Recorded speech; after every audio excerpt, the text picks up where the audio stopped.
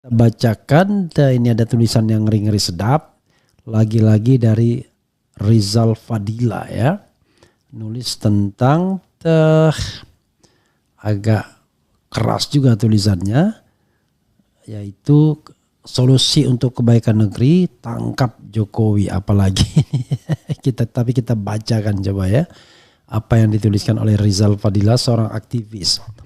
Negeri ini bermasalah dengan tingkat kompleksitas tinggi. Sebutan Konoha atau Wakanda selalu terasosiasi sebagai negeri yang karut-marut, brengsek bahkan gila. Masif tertuduhkan untuk pemerintahan Jokowi karena korupsi merajalela dari menteri hingga bupati.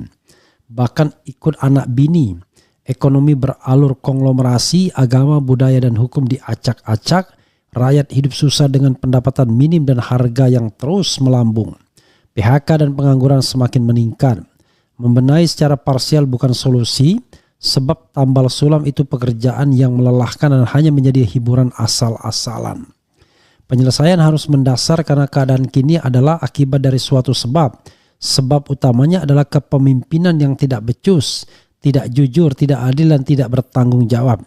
Dinasti diutamakan, lalu kroni dan kolusi korporasi, investasi menjadi tempat sembunyi para pelaku korupsi. Ikan busuk mulai dari kepalanya, negara membusuk mulai dari kepala negaranya. Oleh karena itu, kepala yang di dalamnya ada otak harus menjadi fokus perhatian dari segala pembenahan. Jokowi harus ditangkap, diperiksa dan diadili. Ini alif bata rekonstruksi negeri yang telah runtuh. Jika hal itu dapat dilakukan, maka banyak keuntungan yang akan didapat, antara lain: pertama, politik dinasti atau nepotisme akan berhenti. Perbuatan yang diancam pidana maksimal 12 tahun ini akan membawa Jokowi berada dalam tahanan selama proses. Pejabat lain menjadi takut untuk melakukan hal serupa. Kedua, korupsi banyak menteri dapat diusut alokasi ke kantong presiden tanpa khawatir terhambat oleh campur tangan kekuasaan. Sang raja berada di tempat pesakitan. Pengusutan indikasi korupsi presiden sangat berdaya guna untuk memulai program pemberantasan korupsi. Ketiga, kasus KM50 dapat dibuka kembali dan diperiksa dengan objektif. Dugaan keterlibatan banyak petinggi termasuk Presiden Jokowi dapat terkuak. Pelanggar HAM berat mesti mendapat sanksi, akan berefek domino pada pengusutan pembantaian Bawaslu dan tewasnya 800-an petugas pemilu 2019. Peristiwa Kanjuruhan pun tak terkecuali. Keempat, penyelewengan 271 triliun dan pencucian uang 346 triliun serta ratusan triliun pembobolan uang negara dapat disidik serius. Program penyelamatan uang negara dapat efektif termasuk terbitnya undang-undang tentang perampasan aset. Kelima, IKN batal, rempang dievaluasi dan PSN atas PIK 2 segera dicabut. Kepres dan Inpres perlindungan PKI tidak dapat dijalankan. Kebijakan membahayakan ideologi Pancasila dibenahi. Kiblat perjuangan bangsa diluruskan kembali. Sejalan dengan pandangan petisi 100 dan kelompok lainnya yang berikhtiar mencari solusi bagi kebaikan negeri dengan misi memakzulkan Jokowi, tangkap dan adili Jokowi serta pulihkan kedaulatan rakyat, maka penangkapan Jokowi menjadi strategis dan penting. Penangkapan Jokowi akan memberi kesempatan padanya agar ia bertaubat dan membersihkan diri. Jika mau bersemedi di dalam tahanan, maka itu adalah haknya. Yang penting bangsa dan rakyat Indonesia telah terselamatkan dari kepalsuan dan lumuran kotor tangan kekuasaannya. Indonesia maju dan Indonesia baru harus dimulai dengan pembersihan sisa-sisa karakter korup, munafik dan busuk rezim Jokowi. First step to improving the country is to arrest and prosecute Jokowi. Langkah awal untuk memperbaiki negeri adalah dengan menangkap dan mengadili Jokowi. Luar biasa ya. Ya, saudara sekalian, itu tadi yang dituliskan oleh Rizal Fadila ya. Solusi untuk kebaikan negeri, tangkap Jokowi ya. Rizal Fadila. Ya tentu tidak sesederhana itu, tapi the first step to do ya, to improving. Tapi sebenarnya saya termasuk orang yang, mohon maaf ya, tidak suka ngomong soal tangkap menangkap, karena negeri ini kan negeri hukum. Yang saya inginkan adalah bukan soal tangkap menangkap, tapi diproses secara layak segala segala pelanggaran hukum atau kejahatan yang memang layak atau adequate untuk diproses. Seperti tadi sudah saya katakan ya, beberapa hal, misalnya soal pelanggaran hak asasi manusia KM 50 itu ya layak. Kemudian meninggalnya petugas KPPS di pemilu 2019 menurut saya layak diproses. Kemudian korupsi KKN, korupsi, kolusi dan nepotisme layak diproses, dan lain sebagainya termasuk juga korupsi yang memang jelas-jelas dilakukan. Tapi tentu yang lain-lain ya hukum administrasi ya seperti atau hukum tata negara seperti soal ijazah palsu dan lain sebagainya.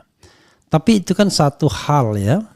Pertanyaannya adalah apakah penguasa yang baru dalam hal ini Prabowo memiliki keinginan dan tekad untuk menegakkan hukum. Apakah dia akan menggunakan teori atau pepatah mikul dhuwur mendem jero. Jadi hal-hal yang baik kita ingat, yang buruk-buruk kita lupakan saja, kita pendem ke jero, ke dalam ya. Tentu tidak bisa begitu kalau memang kebijakannya merugikan dan merupakan konspirasi kejahatan. Ya barangkali harus kita lihat ya.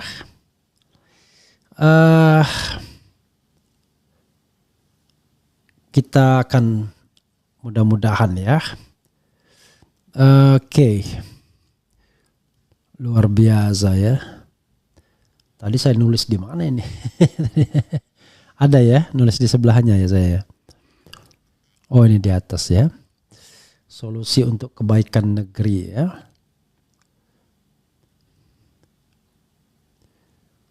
Ini ada juga tulisan ke Israel, tokoh muda NU pasarkan hasil tambang. Oh, belum apa-apa udah konspiratif begini ya. Makanya tambang itu bisa menjadi racun bagi organisasi keagamaan ya, bisa menjadi alat atau sesuatu yang sifatnya fitnah. Oke. Coba kita bacakan. Bagus. Wajib hukumnya itu Jokowi diseret dan diadili setelah lengser nanti karena sudah banyak menipu dan menyengsarakan rakyat serta membuat bengkak hutang negara. PKS nggak jadi dukung Bobby. Percaya kutukan hurricane nggak bang, Munson aja dibikin hancur. Maksudnya apa sih? Tiba-tiba ekonomi kacau balau pemerintahan Jokowi. Negeri ini yang maju hanya Zeus, judi, slot, dan pinjol. Ayo siapa yang berani tangkap Jokowi? Tanggapannya terkait anggota ormas yang ketemu Presiden Israel Bang. Ya saya sudah bikin kan. Tetapi Dianu ya, bisa ditampilkan Dianu ya. Di keren cadas ya. Rupiah ambruk hanya Zeus dan pinjol yang jaya. Andai seseorang menjadi ketua DPA, walau bersalah bisakah ketua lembaga setingkat presiden ditangkap begitu saja? Pertanyaan tata negara.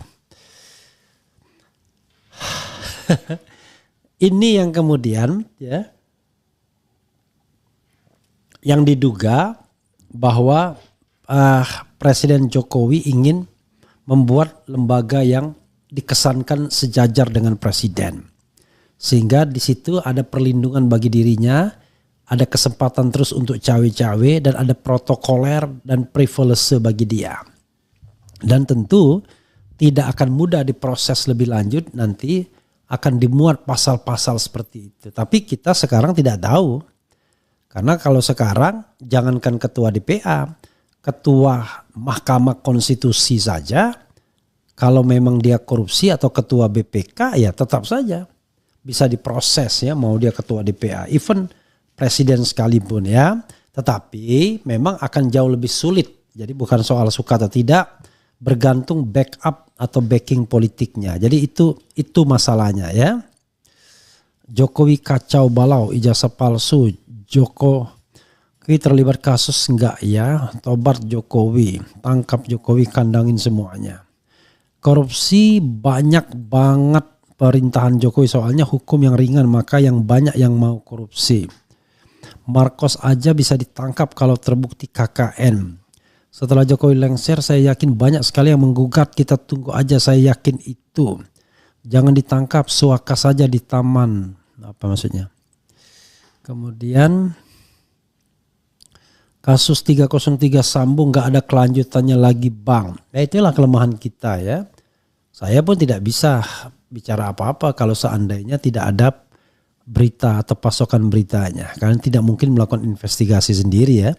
Karena secara ini bukan pers sesungguhnya. Ini adalah kuasi media ya. Jadi lebih kita mengandalkan analisis.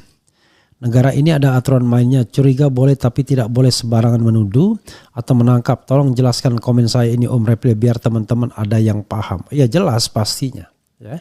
Saya sudah jelaskan tadi kan. Kita harus menghargai azas praduga tak bersalah. Satu. Yang kedua, harus ada pelanggaran hukum signifikan atau kejahatan yang signifikan yang bisa diproses. Apa itu? Saya katakan KKN itu bisa kalau memang ada buktinya. Sudah dilaporkan kan oleh Obedillah Badrun.